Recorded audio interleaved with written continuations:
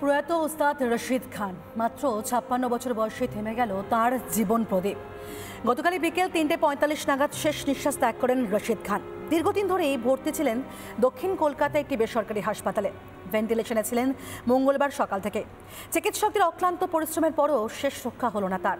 তিনি আর ফিরে এলেন না তাঁর সেই চেনা সুরের দুনিয়ায়। মাত্র ৫৬ বছর বয়সেই নিভে গেল রশিদের জীবনের প্রদীপ। আর গেয়ে উঠবে না তার সেই পরিচিত কণ্ঠ, আর তার সেই কণ্ঠ থেকে তার সেই বিখ্যাত গান আমরা আর শুনতে পারবো না।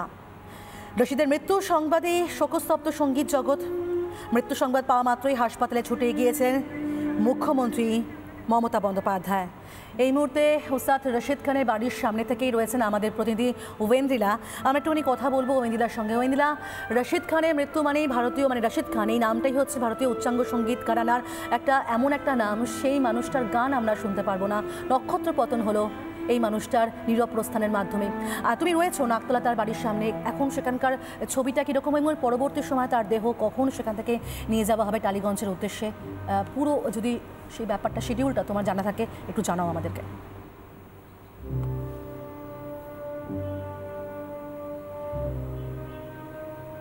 একদমই প্রিয়, দেখো গতকালই জীবনাবসান হয়েছেন রশিদ খানের। ভারতীয় সঙ্গীত শাস্ত্রের ধ্রুপদী যে সঙ্গীত, সেই সঙ্গীতের মাইল ফলক ছিলেন এই রশিদ খান। ওস্তাদ রশিদ খানের গতকালই বেসরকারি একটি হাসপাতালে দক্ষিণ কলকাতা, সেখানে তার মৃত্যু হয়। ৩:৪৫ নাগাদ তার মৃত্যু হয় সেই হাসপাতালে। দীর্ঘদিন ধরে তিনি ভর্তি ছিলেন হাসপাতালে। জানা যায় যে ২২শে নভেম্বর তিনি হাসপাতালে ভর্তি হন এবং তারপরেই আস্তে আস্তে সুস্থতার পথে এগোলেও কিছুদিন আগেই তার মস্তিষ্কে রক্তক্ষরণ হয়, যেখান থেকে কিন্তু তার এই অবস্থার অবনতি হওয়া শুরু করে। গতকালই একেবারে বলা যায় তিনি আমাদের ছেড়ে চলে গিয়েছেন। আজকে সকাল থেকেই তার বাড়ির সামনে আমরা রয়েছি। এই মুহূর্তে তার যে দেহ, সেই দেহ কিন্তু তার এই বাড়িতেই, অর্থাৎ নাকতলার যে বাড়ি রয়েছে এই বাড়ির ভিতরেই রয়েছে এবং আজকেই তার শেষকৃত্য সম্পন্ন করা হবে। যেটা জানা যাচ্ছে পিউ, যে 9:30 নাগাদ এই বাড়ি থেকেই তার মরদেহ বেরোবে এবং সেটা ক্রমশ যাবে রবীন্দ্র সদনের দিকে।